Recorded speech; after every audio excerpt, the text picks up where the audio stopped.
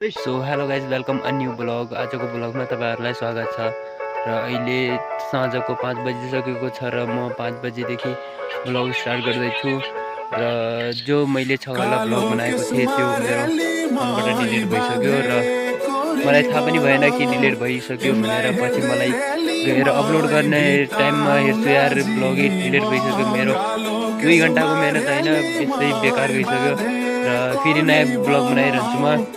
मेरो साथ छ मेरो दाइ यो दीपक, यसको च्यानल छ राजकुमार बडी फिटनेस र तपाईँ युट्युबमा गएर सब्सक्राइब गरिदिनु होला र दाइलाई सपोर्ट गरिदिनु होला।